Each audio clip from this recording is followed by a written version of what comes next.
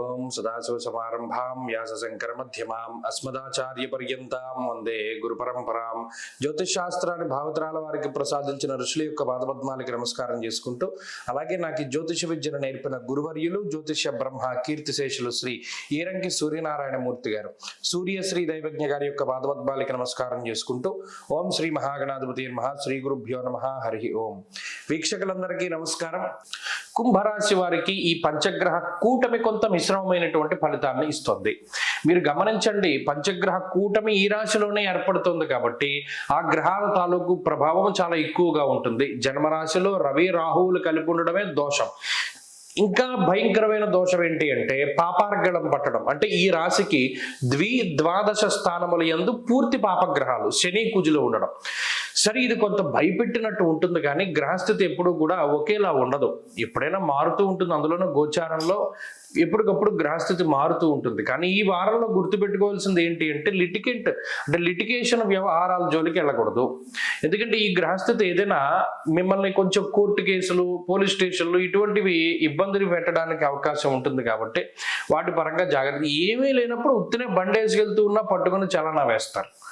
మీరు అంత దారుణంగా ఉంటుంది. మీ ముందు వెళ్ళే వాళ్ళందరినీ వదిలేస్తాడు, మిమ్మల్ని పట్టుకుని ఫైన్ కట్టమంటారు.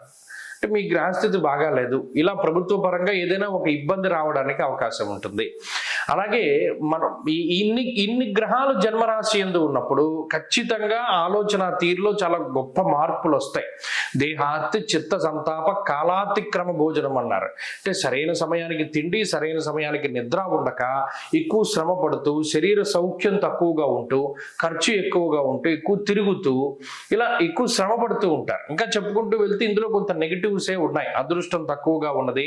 ఉద్యోగ వ్యాపారాలని అర్ధాంతరంగా వదిలివేయకూడదు, మానివేయకూడదు. ఏదైతే ఇన్కమ్ సోర్స్ ఉందో దాన్ని జాగ్రత్తగా కాపాడుకుంటూ ముందుకు వెళ్ళాలి తప్పితే ఏదో ఒక మొండి పట్టుదలతోటి, అహంకారంతో వాడెవడో ఏదో అన్నాడని, లేకపోతే ఇంకోటి ఏదో చేస్తాడేమో అని భయంతో మాత్రం ముందుగా మానేయకూడదు. ఈ విషయాలను దృష్టిలో పెట్టుకోవాలి. వారం తటస్థంగా ఉండండి, మాటలు తక్కువగా మాట్లాడుతూ ఉండండి, డైలీ రొటీన్ జాగ్రత్తగా చేసుకుంటూ ఉండండి.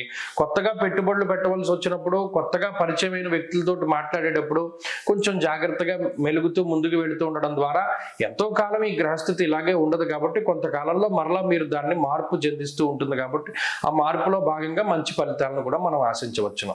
అప్పటి వరకు ఏం చేయాలి? ప్రతిరోజు శివాష్టోత్తర శతనామావళి స్తోత్రాన్ని ఉభయ సంధ్యల సమయంలో ఉదయము సాయంత్రము కూడా పారాయణ చేస్తూ ఉండడం, నిత్యం శివాలయాన్ని దర్శించుకుంటూ ఉండడం చెప్పదగినటువంటి సూచన. ఈ వారంలో కలిసి వచ్చేటువంటి రోజు శుక్రవారంగా చెప్పవచ్చును. అదృష్ట సంఖ్య 5, అదృష్ట వర్ణము తెలుపు. తదుపరి మీనరాశి.